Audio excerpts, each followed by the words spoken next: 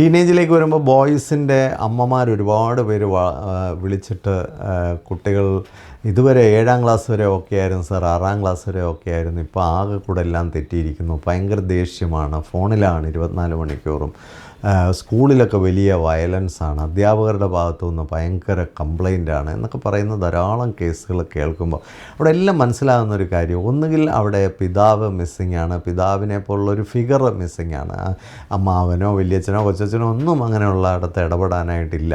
അപ്പം അമ്മമാരാണ് വളർത്തുന്നത്. അമ്മമാർ പൊതുവേ ഇച്ചിരി ടെൻഷനുള്ള അമ്മമാരും കൂടെ ആണെങ്കിൽ പറയുകയും വേണ്ട, ആൺകുട്ടികളെ അത് ആകെ കൂടെ വലയ്ക്കും. ഒരു കാര്യം വളരെ പ്രധാനമാണ്, നമ്മൾ വിദേശത്തൊക്കെ പോയി ജോലി ചെയ്യുന്നതും ദൂരെ പോയി ജോലി ചെയ്യുന്നതും ഒക്കെ ശരിയാണ്. പക്ഷേ നമ്മുടെ ആൺകുട്ടികളുമായിട്ട് അച്ഛന്മാർ കണക്റ്റഡ് ആയിരിക്കുകയും അച്ഛന്മാർ അവരുടെ ജീവിതത്തിൽ ക്വാളിറ്റേറ്റീവായിട്ട് ഇടപെടുകയും സമയാസമയങ്ങളിൽ അവരുടെ വളർച്ചയൊക്കെ മനസ്സിലാക്കി അവരോട് പെരുമാറുകയും ഒക്കെ ചെയ്തില്ലെങ്കിൽ നിങ്ങൾ വളർത്തിക്കൊണ്ടുവരുന്ന ആൺകുട്ടികളുടെ ക്വാളിറ്റി വളരെ കുറവായിരിക്കും. അത് വളരെ പ്രകടമാണ് സമൂഹത്തിൽ. അതുകൊണ്ട് എവിടെയെങ്കിലും പോയി കുറേ പൈസ ഉണ്ടായിക്കൊണ്ട് വരുമ്പോഴത്തേക്ക് നമ്മുടെ കയ്യിലുള്ള ഈ കുട്ടി വളരെ ഒരു ഡിമിനിഷിങ് ആയിട്ടുള്ള വളരെ വാല്യൂ കുറഞ്ഞ ഒരാളായിട്ട് മാറാൻ സാധ്യതയുണ്ട്.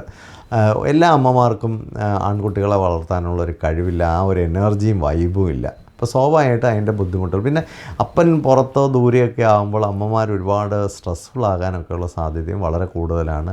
പലപ്പോഴും മറ്റുള്ളവരുടെ ഒരു കോപ്പറേഷനോ സഹായമോ ഒന്നും ഈ അമ്മമാർക്ക് പ്രോപ്പറായിട്ട് ലഭിക്കുന്നുമില്ല. അപ്പോൾ ഇതെല്ലാം ആൺകുട്ടികളെയാണ് പൊതുവെ ബാധിക്കുന്നത്. ഇത് നമ്മുടെ സമൂഹത്തിലെ ആൺകുട്ടികളുടെ മൊത്തമായിട്ടുള്ളൊരു ക്വാളിറ്റി തകരാറിലാകാനുള്ളൊരു സാധ്യതയാണ്. വളരെ ജാഗ്രതയോടുകൂടി ഈ കാര്യത്തിൽ ഇടപെടണം. അച്ഛന്മാർ കുറേ കൂടെ റെസ്പോൺസിബിളായിട്ട് ആൺകുട്ടികളുടെ കാര്യത്തിൽ ഇടപെടാനായിട്ട് ശ്രമിക്കുകയാണ് ഇതിനുള്ളൊരു പരിഹാരം.